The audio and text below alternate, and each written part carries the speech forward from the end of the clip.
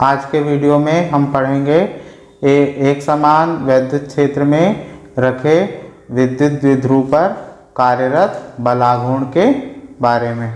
तो चलो शुरू करते हैं। आज की हमारी हेडिंग है एक समान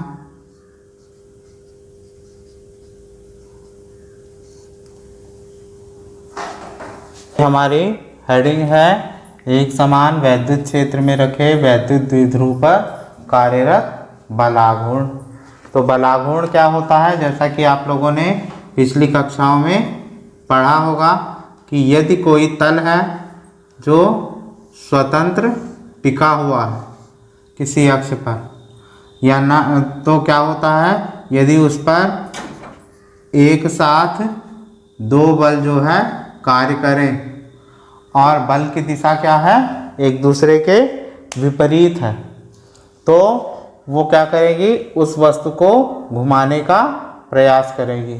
तो इस कारण तो वह जो बल है, बलों का जो युग्म है, दो बल लगते हैं ना, तो दो बलों को के युग्म के कारण जो वस्तु घूमती है या घूमने का प्रयास करती है इन दो बलों के प्रभाव में, तो इसे ही हम क्या कहते हैं, बलाघूर्ण।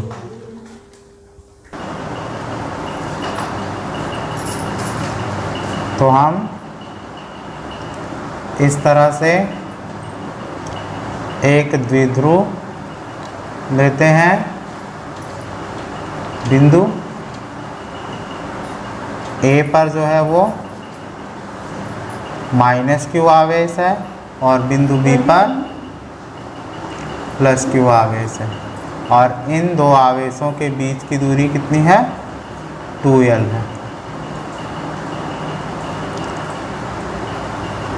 इन दो आवेशों के बीच की दूरी 2l है। इस क्षेत्र में इनको रखा जाता है और मान लीजिए ये जो द्विध्रुव AB है, ये जो वैद्युत द्विध्रुव AB है, जो आपने तो इसके बारे में पहले पढ़ा ही है पिछले वीडियो में कि वैद्युत जो है द्विध्रुव क्या होता है, जब समान परिमाण के दो विपरीत आवेश एक दूसरे से अतिसूक्ष्म दूरी 2l पर रखे हों। 2l क्या है, अतिसूक्ष्म दूरी है, इस पर रखे हुए हों, तो इस प्रकार का जो निकाय बनता है वो क्या कहलाता है, वैद्युत द्विध्रुव कहलाता है। तो ये वैद्युत द्विध्रुव AB हमने लिया जो एक समान वैद्युत क्षेत्र E में रखा हुआ है ना, एक समान वैद्युत क्षेत्र E में ये रखा हुआ है। और ये वैद्युत द्विध्रुव जो है वो वैद्युत क्षेत्र के साथ में कितने अंश का कोण बनाता है, मान लीजिए θ अंश का कोण बनाता है। तब इस विद्युत क्षेत्र में द्विध्रुव पर जो कार्यरत बल होगा, तो ये द्विध्रुव के जो है जहाँ पर बल की दिशा है ना, इसको हम कहते हैं F1। इस बल की दिशा को क्या कहते हैं हम, F1। और जो ऋणावेश है उस पर जो वैद्युत क्षेत्र में बल कार्य करेगा, वो उस बल की दिशा क्या होगी कि जो बिंदु B है उस पर कार्य करने वाले बल की दिशा के विपरीत लगेगी। क्यों, क्योंकि बिंदु B पर +q आवेश है और बिंदु A पर क्या है, ऋण आवेश है। तो जो है बल इस पर जो बल धनावेश पर कार्य करेगा, तो ऋणावेश पर कार्य करने वाले बल की दिशा उसके विपरीत होगी। और ये बल की क्या है, क्रिया रेखा है, जो एक दूसरे से परस्पर क्या है, विपरीत है। ये है ना। अब हम बिंदु B से और ये जो बल की क्रिया रेखा है, ऋणावेश पर कार्य करने वाले बल की जो क्रिया रेखा है, उस पर क्या कर लेते हैं, एक लंब खींच लेते हैं। माना जब ये जो है वैद्युत क्षेत्र के साथ में थीटा कोण बना रहा है, तो बल की क्रिया रेखा के साथ में भी ये जो द्विध्रुव है ये थीटा कोण बनाएगा। तब इस प्रकार तो जो हमने माना है उसको हम लिख लेते हैं कि माना एक वैद्युत क्षेत्र, एक वैद्युत द्विध्रुव ए बी है, ये ए और ये बी वैद्युत द्विध्रुव है, जिस पर आवेश -q और +q है। एक दूसरे से कितनी दूरी पर रखे हैं, 2l दूरी पर रखे हैं, और एक समान वैद्युत क्षेत्र E में इस प्रकार रखे हुए हैं कि वो क्या करते हैं, वैद्युत क्षेत्र के साथ में थीटा कोण बनाते हैं, है ना। +q आवेश पर कार्यरत बल, +q आवेश पर कार्यरत बल क्या है, F1, हमने F1 नाम दिया है ना इसका, तो F1 बराबर Q इंटू E। क्यों? क्योंकि ये वैद्युत क्षेत्र की परिभाषा से है, और इसकी दिशा क्या होगी, इसकी दिशा देख लो, वैद्युत क्षेत्र की ओर दिशा वैद्युत क्षेत्र की ओर, है ना। अब -q आवेश पर कार्यरत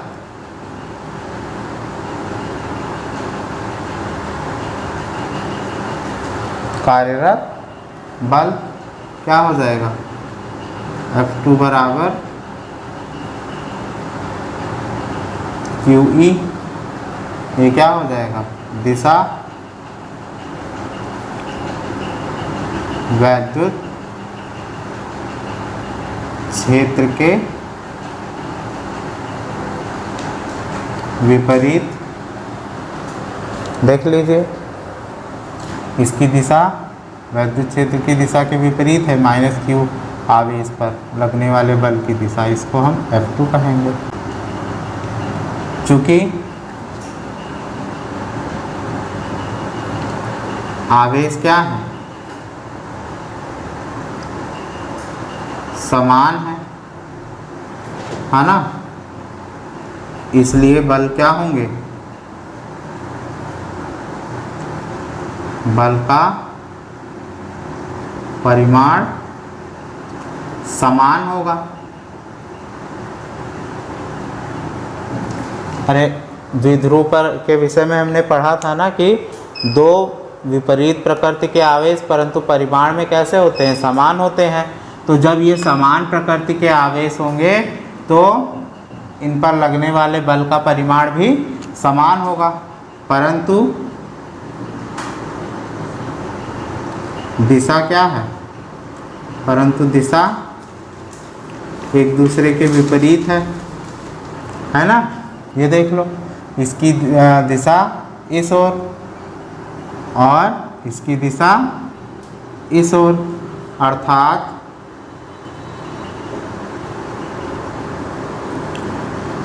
बल की क्रिया रेखाएं क्या होंगी,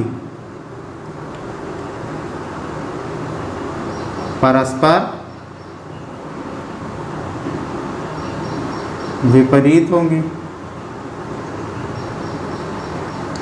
तो एक बल इस छोर पर कार्य कर रहा है, एक बल इस छोर पर कार्य कर रहा है, दोनों का परिमाण समान है, तो वो क्या करेंगे, द्विध्रुव को क्या करेंगे, घुमाने का प्रयास करेंगे।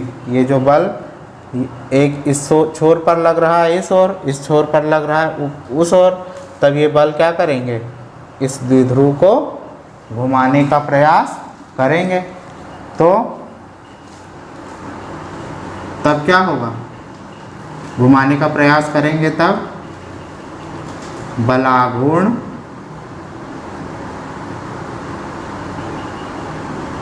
उत्पन्न होगा। तो बलाघूर्ण उत्पन्न का होगा तब क्या होगा, तब बलागुण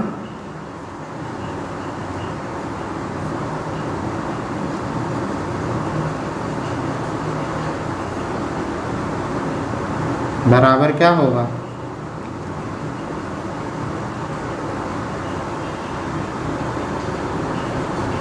बल गुणे, तो बल गुणे बलों के बीच की लंबवत दूरी हो जाएगा। तो बलागुण को हम किससे प्रदर्शित करते हैं, टाउ से, है ना।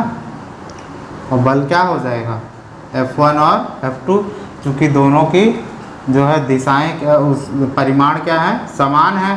तो चाहे हम ये बल लिखें और चाहे ये बल लिखें, तो हम कोई एक बल लिख लेते हैं, दोनों के का ही तो मान जो है वो QE है। तो बल को हम लिखते हैं QE, और बलों के बीच की लंबवत दूरी क्या है, बलों के बीच की लंबवत दूरी ये है जो हमने रेखा खींची थी B से। तो मान लीजिए हम इसको O नाम दे देते हैं, तो ये क्या हो जाएगी, बलों के बीच की दूरी OB।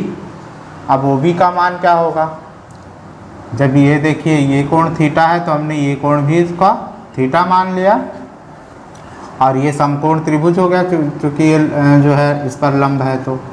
तो हम लगा देते हैं साइन थीटा का फार्मूला, त्रिभुज ABO में, है ना। साइन थीटा बराबर क्या होता है, साइन थीटा माने लंब बटा कर्ण होता है। तो लंब क्या है, लंब है OB, और कर्ण क्या हो जाएगा, कर्ण हो जाएगा AB। तो साइन थीटा बराबर क्या हो जाएगा, OB का मान नहीं मालूम है, वही ज्ञात करना है। तो OB बटा ये क्या हो जाएगा 2L। तब ये क्या हो जाएगा, तिरछा गुणा करने पर क्या करेंगे हम, तिरछा गुणा, तब ये हो जाएगा OB बराबर 2L साइन थीटा, यानी जो OB है उसकी लंबाई क्या हो जाएगी 2L साइन थीटा। तो ये हमारा टाउ बराबर QE, और ये OB के जगह क्या हो जाएगा 2L साइन थीटा। अब Q और 2L को हम साथ में लिख लें, तब क्या होगा, तब हो जाएगा टाउ बराबर E into Q into 2L sine theta. अब Q इंटू 2L बराबर क्या होता है P, जहाँ P क्या है वैद्युत द्विध्रुव आघूर्ण, जहाँ P क्या है वैद्युत द्विध्रुव आघूर्ण। तो ये हो जाएगा टाउ बराबर E into P sine theta, या हम इसको लिख सकते हैं टाउ बराबर PE साइन थीटा। ये बलाघूर्ण का फार्मूला हो गया। यहाँ पर आप कहेंगे ये F1 बराबर Q इंटू E कैसे आया, तो मैंने वैद्युत क्षेत्र की तीव्रता का फार्मूला बताया था, क्या F बराबर E बराबर F अपान Q। तो इसका जब तिरछा गुणा कर देंगे तो F बराबर क्या हो जाएगा QE। इसी फार्मूले का उपयोग इसमें किया गया है। तो हमारा टाउ बराबर PE साइन थीटा ये प्राप्त होगा। अब हम इसको सदिश रूप में लिखेंगे।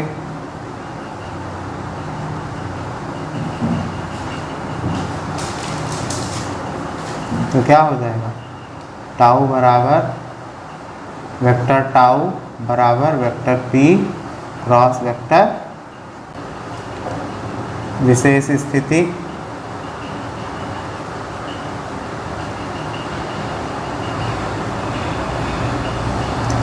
मैं आपको ये बता रहा था कि ये जो आघूर्ण की दिशा होगी ये वैद्युत द्विध्रुव आघूर्ण और वैद्युत क्षेत्र दोनों के लंबवत होगी, है ना। तो ये विशेष स्थिति में क्या है, हमको ये प्राप्त हुआ है सूत्र, टाउ बराबर PE साइन थीटा।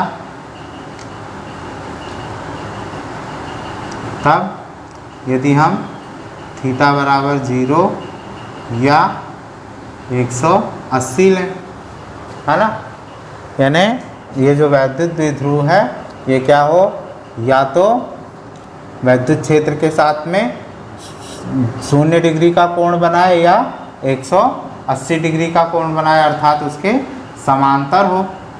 तब टाउ बराबर हो जाएगा P into E into sine 0, और साइन 0 का मान 0 होता है, तो टाउ बराबर PE इंटू 0 या टाउ बराबर 0 हो जाएगा। और ये इस स्थिति में टाउ बराबर PE साइन 180, तो साइन 180 का मान भी 0 होता है, इंटू 0, तो टाउ बराबर 0। अर्थात इस स्थिति में जब क्या हो, जो वैद्युत द्विध्रुव है वो वैद्युत क्षेत्र के समांतर हो, है ना, वैद्युत क्षेत्र के क्या हो, समांतर हो, तब कोई बलाघूर्ण कार्य नहीं करेगा। और दूसरी स्थिति जब थीटा बराबर 90 हो, अर्थात जब ये वैद्युत द्विध्रुव है ये वैद्युत क्षेत्र के क्या हो, लंबवत हो, तब इस सूत्र से क्या हो जाएगा, टाउ बराबर PE साइन 90, तब टाउ बराबर PE, अर्थात जब ये वैद्युत द्विध्रुव जो है वैद्युत क्षेत्र के लंबवत रखा हो तब सबसे अधिक बलाघूर्ण उत्पन्न होगा।